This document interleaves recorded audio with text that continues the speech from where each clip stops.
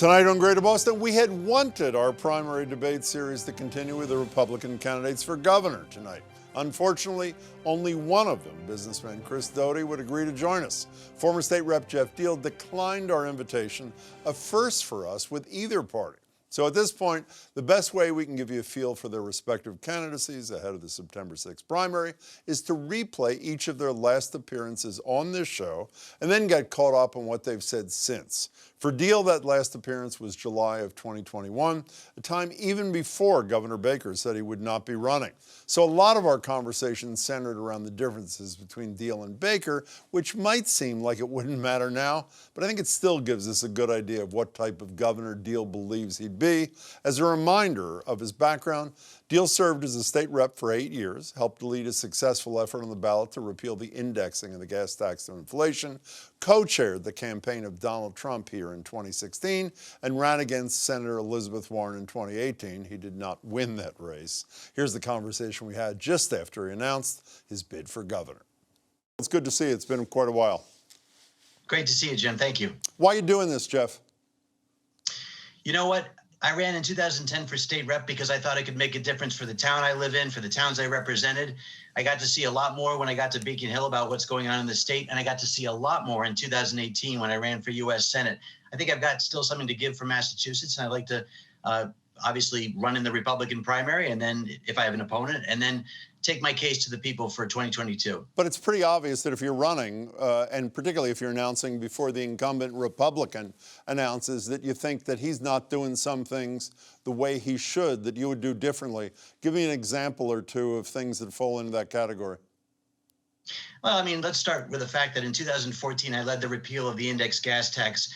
At that time, candidate Baker was with me on that. Now he's proposing TCI, which even the Sierra Club is saying is really not going to create the environmental impact that people were hoping. It's really going to be more of just an additional tax on commuters. It's going to cost more for families. So, you know, now he's the only state, Massachusetts is the only state currently hanging on to this TCI thing. I think he needs to let it go, but it doesn't seem like that's happening. That's just one example. But the underlying goal there is to limit carbon pollution and reduce emissions. Even if you don't like the way he would get there, do you share the goal? An unelected bureaucratic body decides what the cap and trade cost is going to be that gets passed on to people. I don't like that, the way it's set up. And I also think, again, Sierra Club says the benefits to the environment are negligible. You know, Jeff, you also, I know, have criticized the governor's handling of COVID. Where did he get it wrong that you would have gotten it right? Well, right off the bat, a lot of people who own small businesses either had to lay off their employees or furlough them. Small businesses were shut down immediately. I saw 0 layoffs, 0 furloughs from state government. Even when we have storms, you know, there's non-essential employees that go home. Nobody was non-essential in state government. So there was no sort of reciprocity or alignment with the people who basically are working in the private sector from the state side. I thought that was one initial mistake. Obviously, the rollout of the vaccine scheduling was another problem.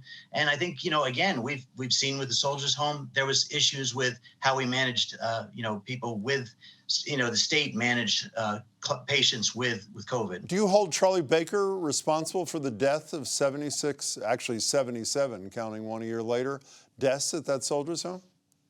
You know what? I also don't hold him responsible for the death of those 7, you know, Marines that were killed when the RMV didn't pull the license of that person. But I do think it's his administration that failed at the RMV. I think they failed with the Holyoke home. You know, you mentioned small businesses. In your announcement, you said, and I remain mystified, how the big box stores like Home Depot remained open while your local hardware store was forced to close. My local hardware store was open, and they told me when I walked in they were an essential business. What are you talking about? Well, look, not every small business was able to get that essential clarification or status, whatever it was. I mean, let's face it, it's been pretty recognized that across the country and in Massachusetts, the big box stores were left open while the smaller businesses were forced to suffer and be closed. My wife and I own a small business. We were forced to close. But, we adapted immediately to the technology and got kids online for dance classes of all things with Zoom. I think that the private sector was able to be resilient, but really not without a lot of interference by government. Well, you also mentioned the vaccination screw up at the beginning, which he acknowledged. We have now one of the highest vaccination rates in the country. Does he deserve credit for that? We also have the third highest, per capita death rate. I mean, does he deserve blame for that? So, Jeff, there was a recent poll in the Globe, Suffolk poll in the Globe, talking about the direction the state is going in. I'm sure you're familiar with this. Democrats, who are a third of the electorate, 79-12 said right direction. Independents, they're 57% of the electorate, unenrolled. 60-26. The only group that was roughly a dead heat were Republicans. Only 10% of the electorate are Republicans.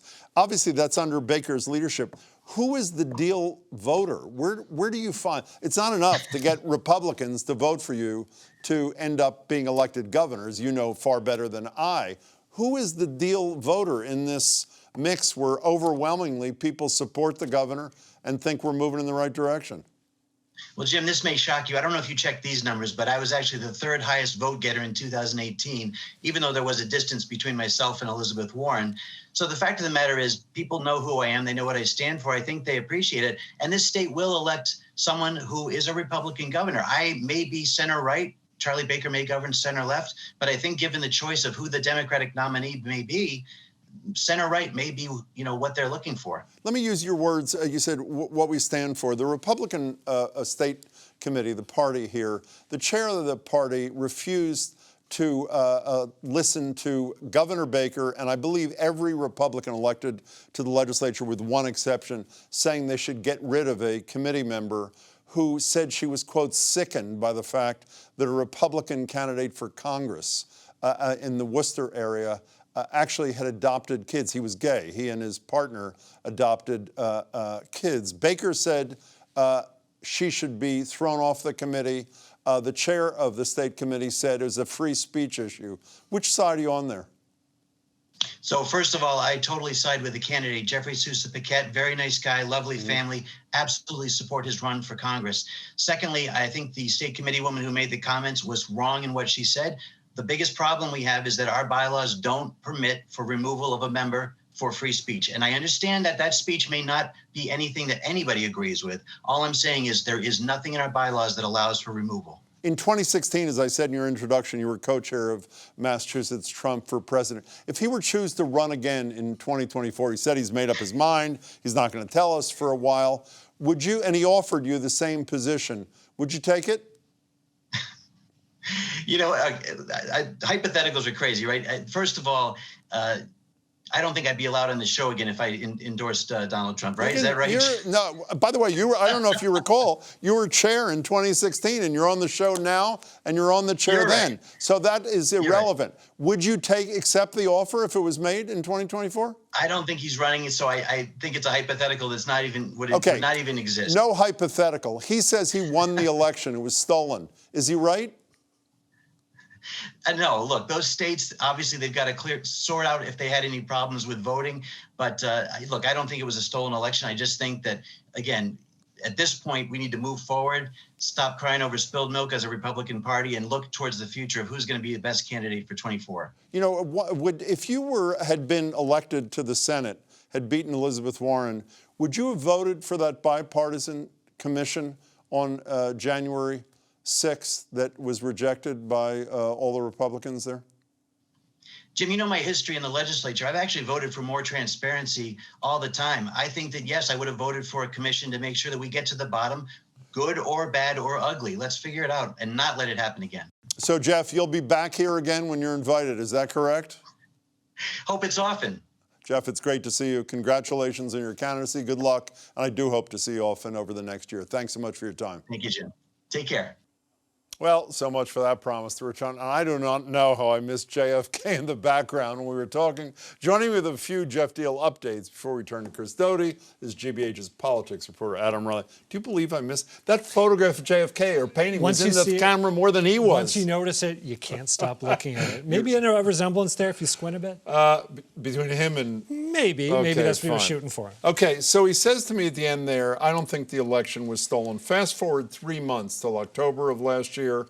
Here's what Jeff Diehl had to say. Sadly, it has become clear as the audit results from Arizona, Georgia, and Pennsylvania have come to light that the 2020 election was rigged. So is he searching around to find out what the right and most marketable line is on the big lie? I mean, you could say that, but that's such a huge reversal, right? That's not a little bit of finesse. People are still concerned about the results. We need to make sure this doesn't happen again by ramping up voter integrity or whatever. I mean, that's a complete 180. My assumption is that he caught wind of the fact that Chris Doughty was going to be getting in the race, maybe started to get a little bit nervous, maybe had people in his ear saying, you know, you can't really get Republicans to vote for you if you say it's time to move on. This is something they care deeply about, and he reversed himself. Speaking of Trumpism, Kristi Noem is coming tomorrow. I was about to say the governor of North Dakota. Thankfully, before the show, you told me it's my she's Midwestern governor roots. of South Dakota. Thank you for that very much. Noem's coming in.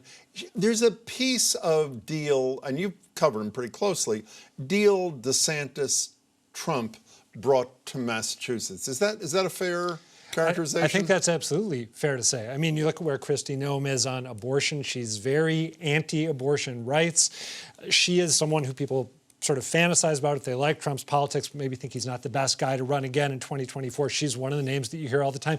I can't think of any advantage in the general election to bringing Kristi Noem here, but I don't think he's thinking about the general. Well, you know, speaking of the DeSantis thing, it seems like he's borrowed a piece of the education thing with him. Here's just a quote from an August campaign video that Jeff Diehl did. I'll just read the end. I'll consider action taken by other states putting in place an agency in our Department of Education and monitor public schools to make sure they're not teaching our kids inappropriate political agendas. Where's the story of Massachusetts schools teaching inappropriate political agendas? A solution in search of a problem. If you think back a few months, Diehl claimed that one of his daughters had been forced to sign what he called a white privilege pledge, and then the superintendent of the school district came out and said, actually, that's not what she was forced to sign, or not what she voluntarily signed. Basically, she had to sign a Minnesota, forgive me, going again back to my Midwestern roots, a Massachusetts State High School League pledge to be sensitive to issues involving race and to not engage in racist behavior. He really, really doesn't like the idea of kids being forced in schools to learn about sex, being forced to talk about racism, being forced to grapple with the idea that racism is ingrained in a lot of parts of our society. He hates that. Did you notice that John Kennedy painting in the background? It's beautiful. Saw that. It's incredible. He's got the Wayfarers in his hand. Yeah. So Chris Doughty's last appearance here was April 19th of this year, shortly before the state Republican convention. Doughty, as you probably know, is a businessman who spent 30-plus years building and growing a metal manufacturing company before diving into his first run for public office. Here's our conversation from a few months back. Chris, a pleasure to meet you. Thanks so much for being here. Oh, Jim, thanks so much. Why do you want this job and why you qualified? You know, I want to make the state more affordable. I've been here for 30 years. I have heard it from the from employees of my own company. I've heard it from those that I work with in my community. And it's just become so expensive to live here and also for our businesses. You've acknowledged you have no political experience, a ton of business experience. If a politician who was successful said, I'd like to come run your business. I've never run a business. I have no business experience. Would you consider him or her for that job? Yeah, you know, when I look at the job description of a governor, I've been doing it for 30 years, building teams and organizing and problem solving, budgets, complex budget issues. I think the responsibilities of a governor are very similar to running an enterprise like mine. So most of the Republican governors, at least in my 35-plus years in Massachusetts, are self-described fiscal conservatives and social liberals. Would you describe yourself the same way? I would. I am fiscally conservative. I worry about overspending. I worry about waste and fraud, and I worry about making sure we get the most for every dollar that our citizens pay through their taxes. That's only half of the descriptor. The second half is social liberal. Do you think that fits you too? Yeah, I do. I think I'm a moderate man. I think I'm sensible, a common sense. I realize that everyone has different life experiences, and I would approach the job with that perspective. But am I not right that your position on abortion is only exceptions for rape and incest? Is that not where you are? Yeah, you know, I'm pro-life, but I also recognize it's in the state constitution. I have no intention or interest in ever making a change to it. Well, if you were governor when Charlie Baker had the Doe Act put on his desk, which expanded abortion rights. I think it was in late 2020. He vetoed that, and it was overridden by the legislature. Would you have vetoed the Doe Act? Yeah, this is one of those issues where the citizens' interests and what the citizens want, I think the governors need to reflect what it is that our citizens would like. And I think what they ended up doing by putting through the veto ended up being added into the Constitution is now set in our state. Well, it's a statute. It's not a constitutional change. But let me be clear. Would you have vetoed that expansion of abortion rights like Governor Baker did? Yeah, I would have followed Governor Baker on that. So, to be clear, should the situation present itself, you would oppose any expansion of voting rights, abortion rights. I just want to be clear. Is that correct? Yeah, I would follow Governor Baker on that. You voted for Donald Trump, I've heard you say on television in 2020. Why? I thought his policies began to make a lot of sense to me, particularly as I've mentioned, the Chinese trade practices were really difficult on my business and particularly on my customers' businesses. And I was grateful that someone eventually stood up to the Chinese and said, hey, we've got to have a fair field here for us to play on. In my understanding, I think it was on Channel 5 you said recently, you were asked if you'd vote for Donald Trump should he be the Republican nominee in 2024. And your line was, typically, I always vote along party lines.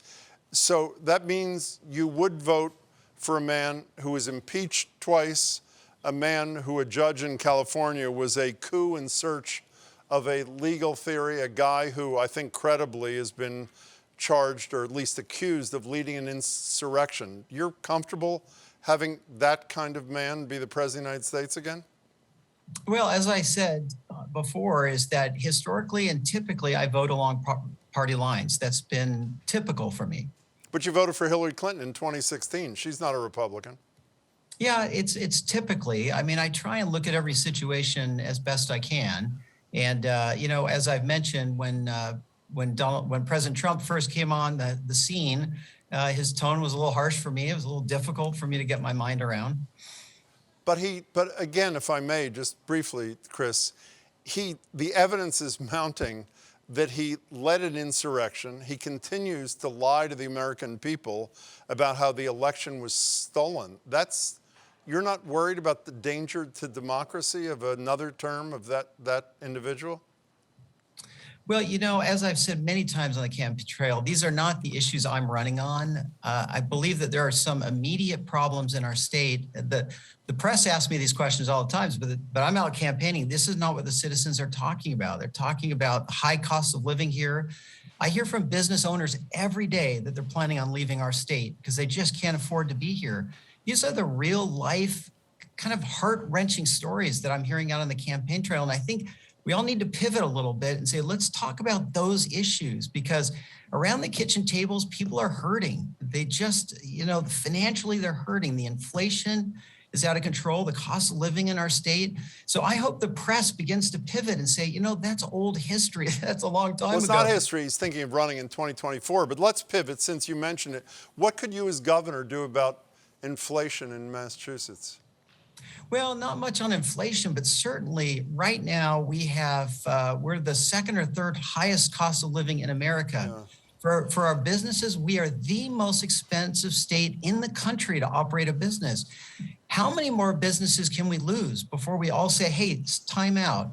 Also, I genuinely believe that the next governor will have to get us through a recession, and it could be a very serious recession. So I think we have to get our balance sheet in order. We've got to pay down our debt. We have to get ready for that, and we've got to keep our businesses from leaving.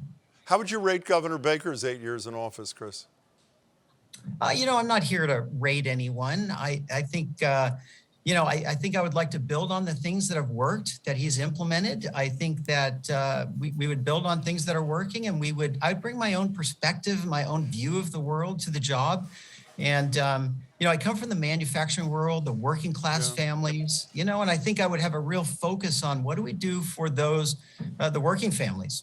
Well, let's talk about one subset of working families. You chose a running mate who voted against, as a legislator, state rep, against banning conversion therapy, which I assume people know is a discredited, dangerous procedure to attempt to change a person's sexual orientation or gender identity. Why is that not a disqualifier, Chris Doughty? Well, first, let me just say that I'm absolutely opposed to conversion therapy, and so is my running mate. We neither of us support conversion therapy. That what I explained on TV is that the reason she opposed that bill is because there was specific wording on what a therapist could talk to their patient about. And she felt like that was an overreach, that we shouldn't interject government between patients and therapists. I understand that concept, but I looked up this afternoon. The vote on that measure that she voted against was 147 to 8. And in fact, 3/4 of her fellow Republicans voted for the ban. So is the notion that she saw something that 95% of her colleagues, including 75% of her Republicans, didn't understand? Well, I think that was her record. She voted it that way. She explained it to me that way, that she was not supportive of conversion therapy, but just didn't like that language between a therapist and a patient. And I understood that. Chris Doughty, it's really good to meet you. I hope to see you a lot, and I hope there's a debate right here in the near future. Thanks so much for your time. I look forward to it. Chris also told us he wanted several debates with Diehl and that he has a vision that he'd like to debate, quote, as often as he can. And again, he did accept our debate invitation on the show. Diehl did not. One more thing before we bring Adam back into this. Since I asked Doughty about abortion and didn't ask Diehl, shortly after the Alito decision, the Dobbs decision was leaked, Diehl said the following, that he supported leaving abortion to the states, called himself a protector of innocent life, and said he celebrated Governor Baker's veto. I call it the Doe Act. It was the Roe Act of the year before. So, Adam, there, the expression that Chris Doughty used, he called himself a moderate man. The commercial I saw, doesn't it say conservative outsider, again, trying to find the right spot for himself? When I actually heard via your producer that he had called himself moderate man talking to you, I lost it because I'd interviewed him on our Friday political show a few weeks before that, and I said, so what does it mean to you to be a moderate? And he said, I don't know why everyone's always trying to put that label on me. You know, I'm a Chris Doughty Republican. He started off telling the Boston Globe that he was a moderate Republican, shifted gears back again. Now apparently he has landed again on conservative outsider. And I think we've got a little bit of an ad where we see him inhabiting that role. Here it is right here. Maura Healey would make things worse, a lot worse. Chris Doughty is a conservative outsider that will defend our police on the streets and protect our kids in the classroom. Keep more of your dough with Doughty as governor. There's I don't another even know what ad. that means. What does that mean? Well, you mean conservative outsider? No, what does it mean, protect our police on the streets, as opposed to what? Well, I'm glad that you mentioned that. That struck me in that ad. I think we saw a thin blue line flag there. If not in that ad, it was in another one. He has tiptoed in the direction of Diehl on some social and cultural issues. Doughty said in the debate that they did on Howie Carr's show on WRKO that he wants the only debate that Diehl agreed to. Yeah, that he wants a hotline. Doughty wants a hotline parents can call if they don't like what their kids are being taught in school. So he's nodding in that direction on occasion, but he'd rather talk about the fiscal What's issues. the state of the race? It's been very low profile so far. It would have been higher profile if they'd agreed if Diehl agreed to debate here. Polling shows Diehl ahead of Doughty by a decent amount. Where are things? Well, I mean, it's worth reminding people that Diehl overwhelmingly won the endorsement at the Republican convention. It was like 70 to 30. But a Suffolk University Globe poll came out a few weeks ago that showed both of them losing by 30 points to Maura Healey. And Doughty is trying to make the argument. He actually said in that debate that I just mentioned, he said on air, we all know Jeff Diehl can't win. He's trying to target Alabama voters. That's not going to work here. It's a good line. It's not as good if you crunch the numbers and see Doughty doing just as poorly against Healey as Diehl does. You know, I'm always reading the GBH website. There's a terrific piece written by, I can't remember who wrote it in February, on the website that said, is everyone underestimating Jeff Diehl? Did you read that piece? Yeah, I actually wrote that. Oh, you wrote that piece. I'm maybe, sorry. Yeah, Just want to be clear. So is everyone squirm. underestimating Jeff Diehl? Can I try to weasel my way out of this? Weasel away, I sure. think Diehl has political skills that we're not seeing in this campaign. If you look at that interview he did with you, if you look at the Bay State with the Broncos Scott Brownie web series he was doing, he's capable of doing this. I'm a conservative, but we all need to get together. Let's be sensible about the solutions the state needs. He's moved away from that over the course of this campaign, and he's making decisions like bringing Kristi Noem. I don't really get what he's doing, and I don't think right now, when it comes to him being a general election threat, I don't think people are underestimating Speaking him. of the general election, I don't understand why even in a primary they're not using what at least I have always found to be the most effective argument of any Republican running for governor. I think it was Romney who called it the gang of three when it's Democrats leading everything. Legislature is going to be overwhelmingly Democratic. A majority, if not everyone, all the other constitutional officers are likely, we don't know yet, obviously, to be Democrats. Why aren't they already talking about, don't you want somebody in the corner office that tempers the absolutism, for lack of a better word, of an all Democratic state? I think they flick it into their messaging on occasion, but not as much as I would if I were them. Especially, we're coming off the legislature not getting their big tax relief package done, right? Perfect time. We're heading into the legislature making it possible for undocumented immigrants to get driver's licenses, which like half the electorate doesn't support. So I think we'll hear more of it in the general, but it might be too late by then. You know, last question that no one on our staff can answer. I mean this since I've known Jeff Diehl for a long time. I've interviewed him a lot of times, never been an issue. Do you have any thesis, because we don't, as to why a guy who has very little money in the bank, from what I understand. Like $40,000 right now. Right, and how many, he'll have millions or something? Well, Doughty has over $1 million. He's self-funding Healy right. has more money than God, and Doughty can keep funding himself. Why would he not debate, if not once, but 10 times if we asked him here? I don't understand. My best guess is he is locked in on not losing the primary. He's afraid he might lose the primary. Everything he's doing is geared at not being beaten by Chris Doughty. He's not looking ahead, and obviously that's not going to set him up to succeed if he's the nominee. Adam Reilly, despite that February column, you do great work. It's great to see you. Thanks, Jim. Good to see you too. Thanks so much, Adam Reilly. Before we go, I wanted to take a moment to remember the great David McCullough, whose Sunday at his home, I'm sure you know, in Hingham, died at the age of 89. Two-time Pulitzer Prize winner, National Book Award winner, Presidential Medal of Freedom recipient, the author and historian brought the past to life, from America's founding to the Panama Canal, the Wright brothers, the presidencies of Teddy Roosevelt, Harry Truman, John Adams, among others. And despite a long career in which he refused to comment on current politicians, he couldn't stay silent about the threat of a Donald Trump presidency. David knew the past and the future. He joined with Ken Burns in 2016 to encourage fellow historians to speak out against the then candidate. He also joined me on this show the following year and spoke about why sharing our nation's history was so important to him.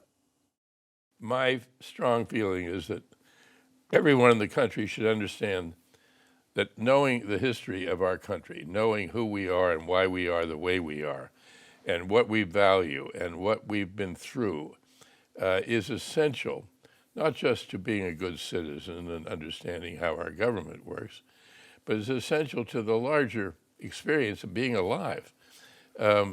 Why should we confine ourselves to the brief biological time that we have when the whole realm of the human experience is available to us? Available thanks in no small part to David McCullough. That's it for tonight. We hope you'll join us tomorrow as we'll wrap up our 2022 primary debates with the candidates for Secretary of the Commonwealth, 7-term incumbent Bill Galvin, and President of the Boston NAACP, Tanisha Sullivan. It's tomorrow at 7 here on GBH2, or see it first on the GBH News YouTube page at 6:30. As you know, the Boston Globe, WCVB, and WBUR are continuing their series of primary debate on the radio as well this week. Thank you for watching. Good night. See you tomorrow.